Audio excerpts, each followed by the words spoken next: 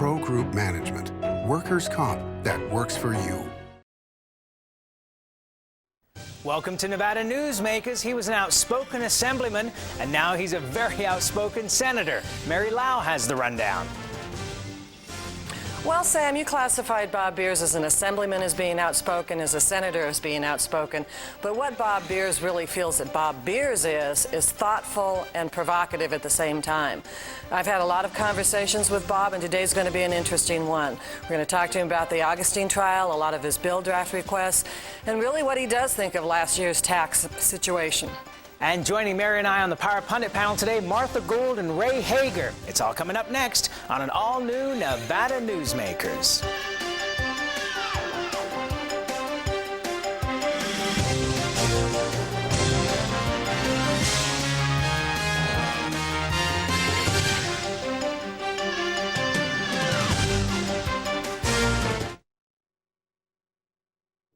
This is Nevada Newsmakers. So, who do you use for workers' comp? Pro Group Management. Ah, I've heard some good things about them. Oh, you bet. Employee background checks, safety training, claim seminars. Oh, and here's the great part. If you have an issue, they work for you, not against you. Sounds perfect. And expensive. Well, that's the best part. They saved me 30%. I've heard they saved others 50%. Works for me.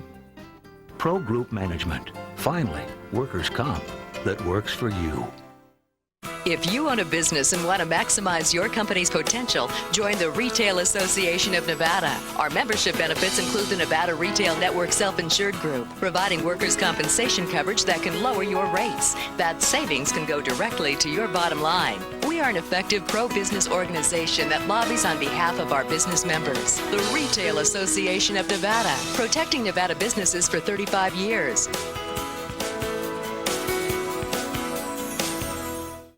When you need a new employee, how can you be sure who you're really hiring? A background investigation by Employer Links will uncover criminal records, verify the applicant's education, check their credit history and Social Security verification. An investigation will research professional licenses and driver's licenses and let you know why they're unemployed. Hiring the right person shouldn't be a gamble. Call Employer Links. Employer Links, protecting your investment. It's the next best thing to having your own wine cellar. Come to the Bonanza Casino for a first and fine dining, reasonably priced wines. When you dine at Cactus Creek Southwestern Steakhouse, you can also enjoy a fine bottle of wine at just about the same price you'd pay at the Vineyard, Silver Oak, Robert Mondavi, Rombauer, Cape Red, Jordan, and Duckhorn, just to name a few. And at the lowest prices of any restaurant or casino in Northern Nevada. And remember, all fine wines are not in wine cellars. They're in the Cactus Creek at the Bonanza Casino, where locals come to play. This is Nevada Newsmakers with host Sam Shad, a no-holds-barred political forum. Now, from the Nevada Newsmakers broadcast headquarters, here is Sam Shad. And joined by Mary Lau today from the Retail Association of Nevada, one of our proud sponsors. And we're talking to Senator Bob Beers today. Welcome to the program, Bob. It's always good to have you here. Good morning. Thanks for having me on. Okay, let's start out with the letter to the editor you wrote, or I guess it was an op-ed piece in the Las Vegas Review-Journal last Sunday about Kathy Augustine. And in the opening paragraph, you said, "It was my duty to make sure this wasn't a rush to judgment. I wanted to make sure there was evidence of everything the newspapers said that she did." But yet, you were on television on the first day before there was hardly any evidence presented proclaiming her innocence. That actually was more than 1/3 of the evidence presented on that day. And no, I didn't proclaim her evidence. Go back and look at the tape. What I said was, at that point in time, I hadn't seen any evidence that would lead me to convict. Okay, but I also said that we're going to see more evidence tomorrow, and perhaps that will be more compelling. But the first day's evidence was a series of people who used to work in the office who said, yes, I said I'd do some campaign work, and she asked me to do some, and every time she did, she said, well, make sure you do it after hours. And a couple times she forgot, and then we asked her, so what did you mean here? And she said, oh, I meant do it after hours. And it just didn't seem to rise to this massive campaign headquarters central thing. everything that we'd been highlighted in the opening statement. Okay, but Bob, this was supposed to be and that was just the end of the first day. Okay, but this was No, Sam. This is an impeachment trial. It is a political process, and I understand that the district attorney's office in Washoe was brought in as the prosecutor with no notice, handed a case that was essentially, I think, in shambles, and they thought it was going to be a trial proceeding, like a courtroom proceeding. It's not. It's an impeachment trial. Okay, but wasn't it incumbent upon you to hear all of the evidence before speaking to the media? I did hear all of the evidence. But before speaking to the media? I don't think that it was incumbent upon. Why? That you shouldn't hear all the evidence before you make statements about her guilt or innocence? The statement I made at the time was, given the evidence we've heard today, it's not there yet. Maybe tomorrow we'll get some more compelling evidence. Well, Sam, how can you interview somebody and ask them to make a statement and then say they shouldn't talk to the media? I'm a little confused on that. But, you know, Bob, one of the things that was characterized afterwards, and I'm one of the people that said that Kathy should probably resign for the good of the state. But one of the things that happened was that it was paralleled as being the biggest cat fight in state history. Do you think that's what it really came down to? I don't know that it was a cat fight. I do think that had it happened, or rather, I do think in any of the other constitutional offices, it wouldn't have happened. There was certainly some conflict between Kathy and some of her staff, and she had some staff that was particularly politically oriented and saw an opportunity to vent their spleens. And that's how come we ended up where we ended up. The processes didn't really have any critical review of the information about the case until it got to the Senate, and that's one thing I'd like to see fixed. The case was handed to the Ethics Commission. The Ethics Commission did no independent investigation or questioning of that evidence.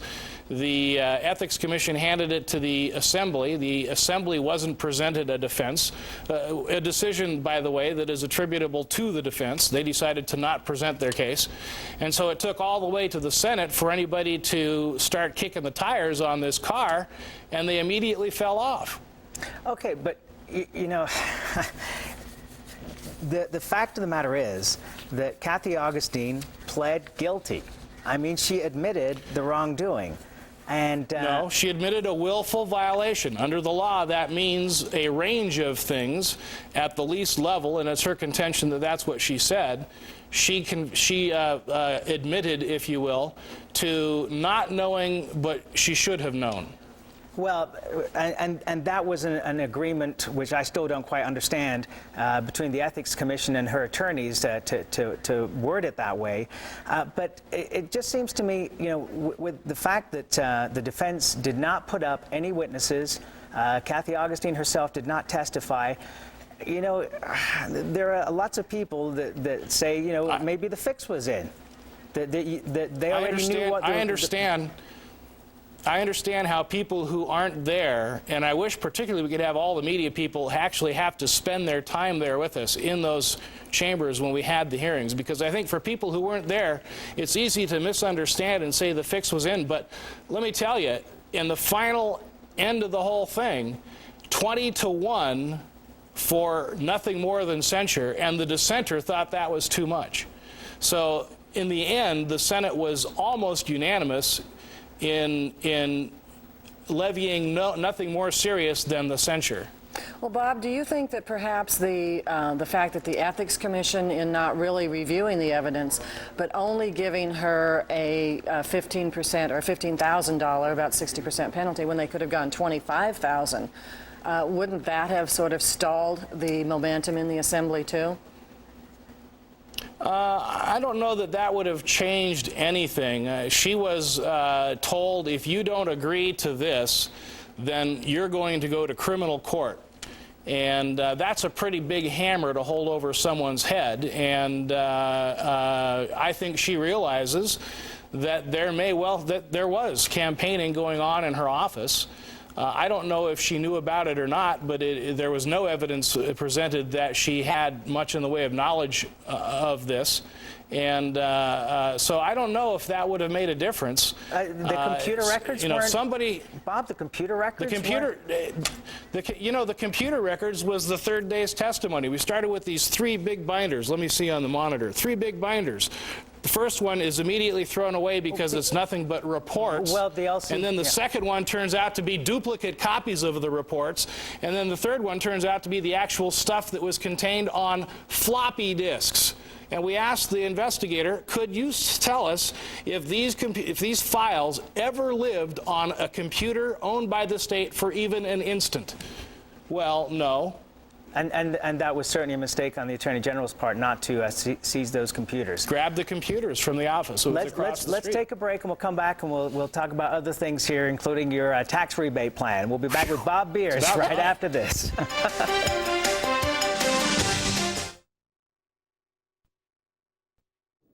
Nevada Newsmakers, brought to you in part by Sunbelt Communication.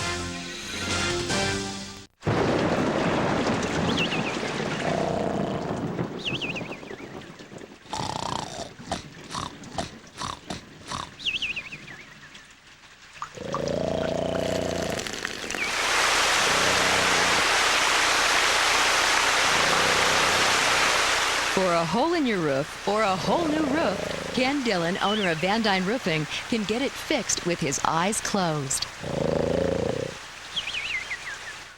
Something spectacular has taken wing not far from Reno or Lake Tahoe, and never far from your mind. An escape of fine dining and legendary golf. Introducing the resort at Red Hawk. And at the center of it all, we've feathered our nest with new villas that have elevated Red Hawk to the status of a premier resort. The Resort at Red Hawk, a beautiful new arrival in northern Nevada.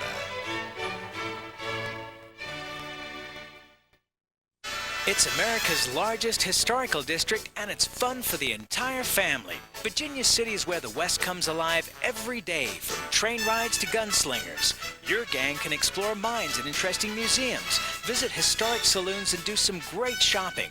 Virginia City is the ultimate in family entertainment, and it's very affordable. Come up and stay overnight in our hotels, motels, and RV park. Virginia City, the Wild West at its best.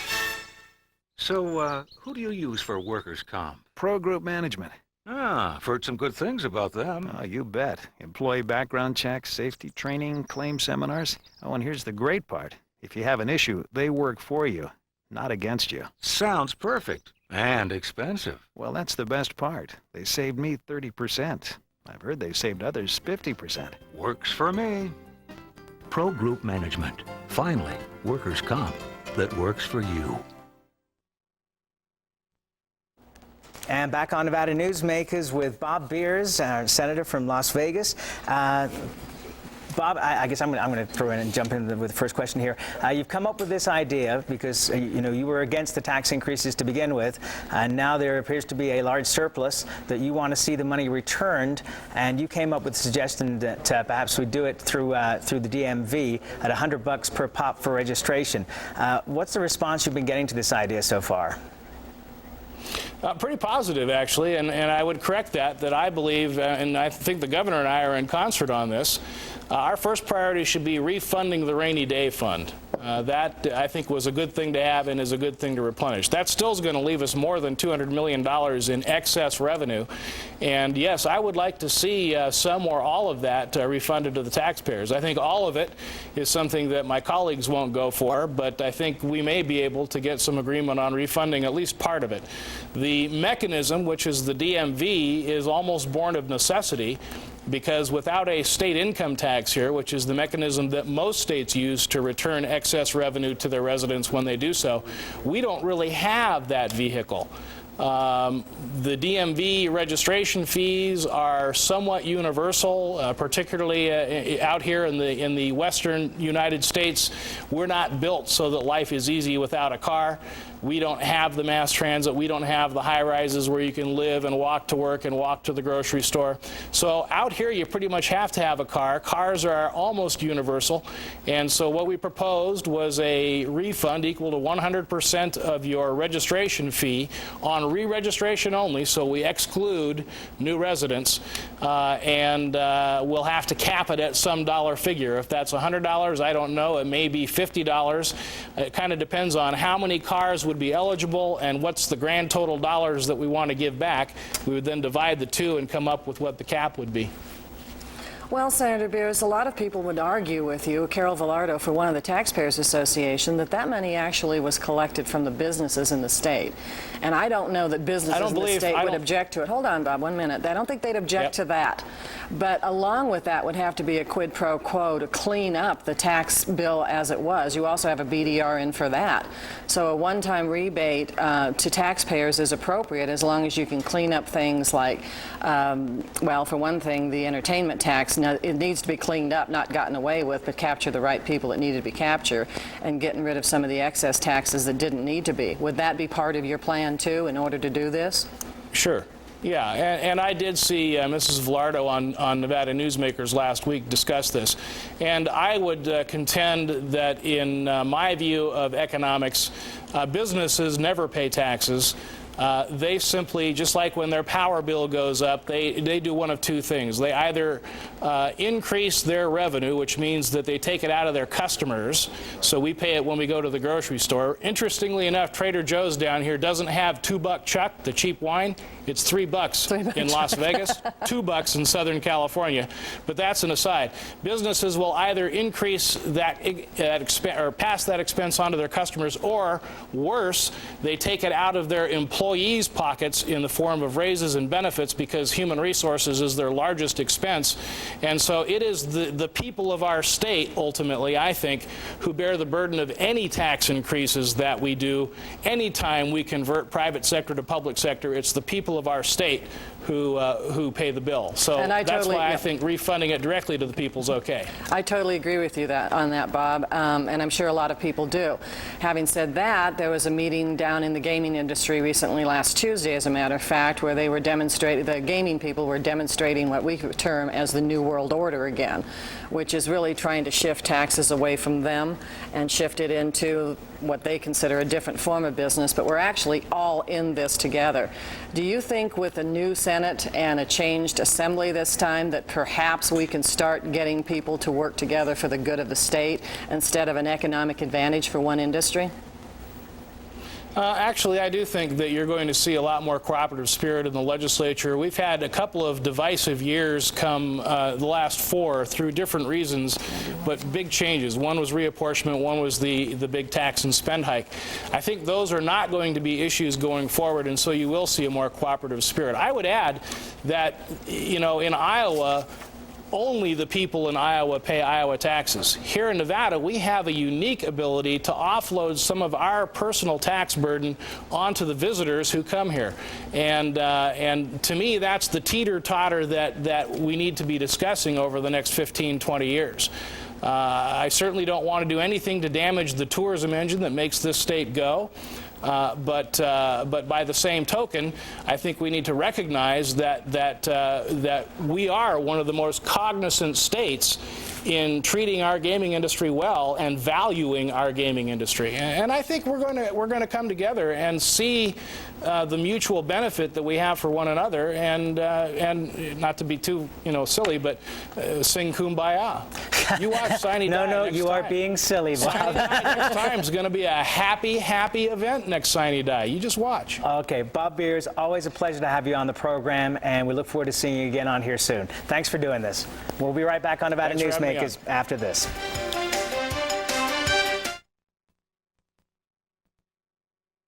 This is Nevada Newsmakers. When you need a new employee, how can you be sure who you're really hiring? A background investigation by Employer Links will uncover criminal records, Verify the applicant's education.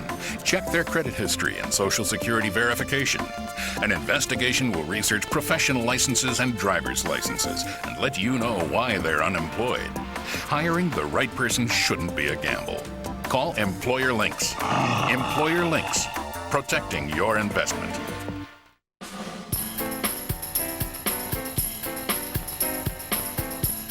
Are you ready to experience Reno's ultimate lobster buffet? Then bring your appetite to the El Dorado, where we're serving a half pound of slipper lobster tail for just $5 with the purchase of a dinner buffet. Catch it every night of the week. Are you in?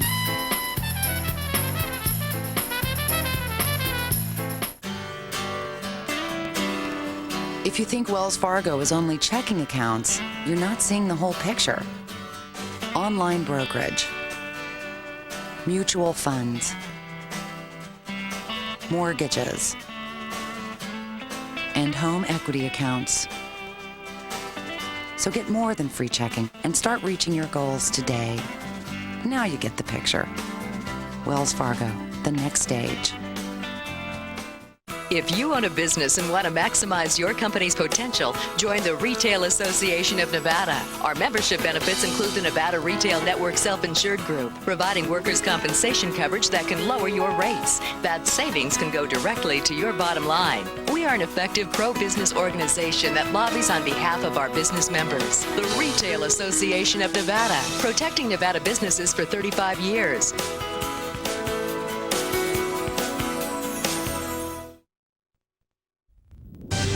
You are watching Nevada Newsmakers.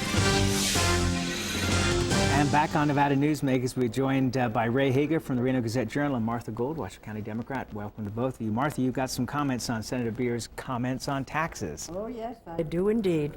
I think the first issue that we should address is the lack of solid state tax policy. Over the years, they've had an opportunity to do it, but tax policy in this state is political tax policy, and I don't think that makes a lot of sense. When he talks about giving money back to the people through the DMV, what about those whose re-registration doesn't hit the 100 mythical level that he talks about? They won't get a rebate. We have education needs in the state. We have all-day kindergarten, which I think is very important, and we have school libraries that are in drastic shape. Maybe some of that money should go for that. If you want kids to read, if you want kids to be literate, not only in terms of computers, but information, well, you talk then about, you have to fund it. I agree with you, Martha. You talk about maybe a surplus of $200 million. You could take that $200 million and fund full-day kindergarten at Title I or poor schools in the state for maybe 3 years. That's full-day kindergarten is one of the most important programs that we have to invest in.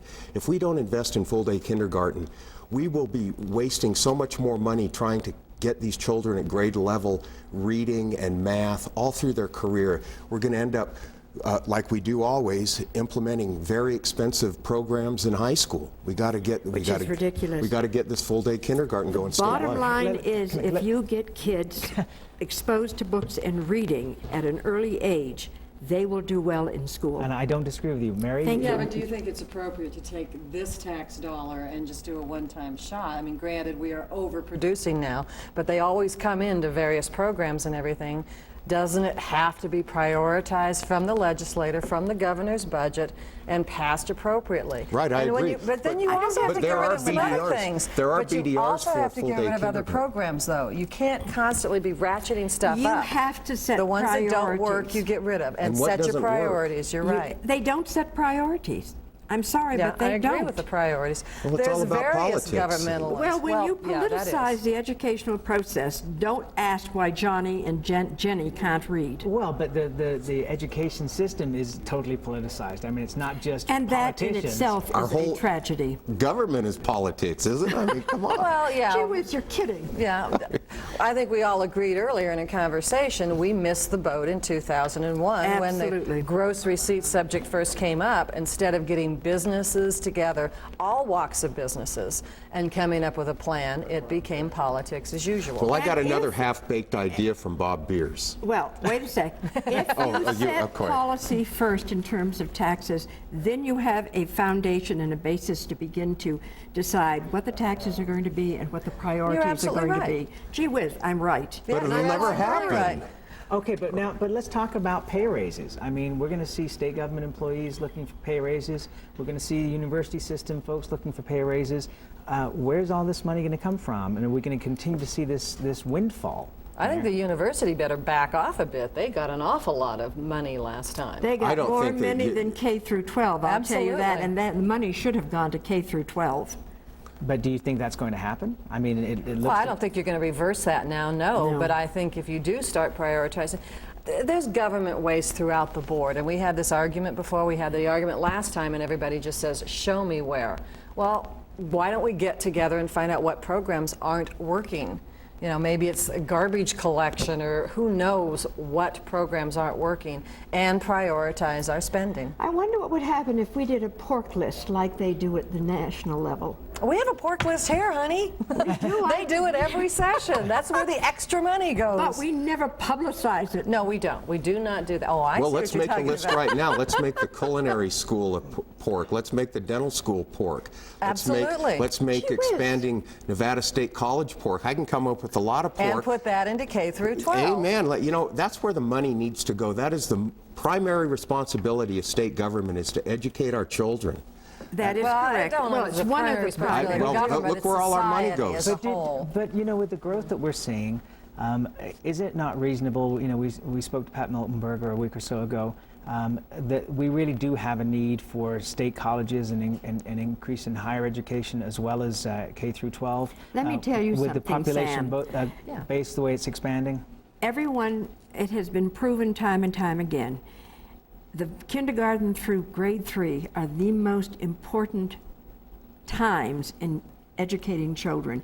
If they don't know how to read and they don't know how to do basic arithmetic by 3rd grade, forget it. They're going to be in problems. The thing is about full-day kindergarten is that we have so many students coming into our state who do not grasp the English language. That's right. Maybe I don't even grasp it either, but don't grasp the English language by grade 1. And if those kids are behind at grade 1, when they get into, they're going to be behind the whole time. That's and then right. We're going to have all these expensive tutorial programs in high school that just don't seem to work.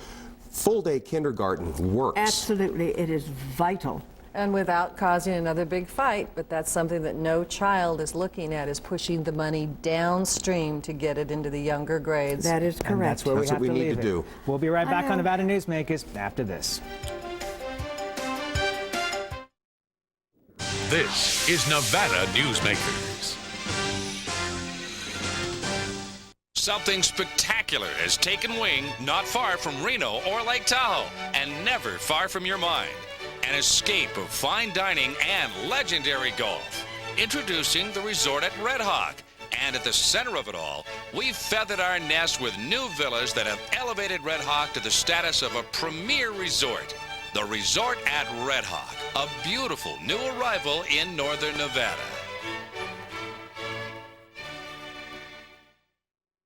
It's America's largest historical district, and it's fun for the entire family. Virginia City is where the West comes alive every day, from train rides to gunslingers. Your gang can explore mines and interesting museums, visit historic saloons, and do some great shopping. Virginia City is the ultimate in family entertainment, and it's very affordable. Come up and stay overnight in our hotels, motels, and RV park. Virginia City, the Wild West at its best. And Mary, coming up on tomorrow's show is the General Manager of the Southern Nevada Water Authority, Pat Mulberry. Thanks for being here. We'll see you tomorrow.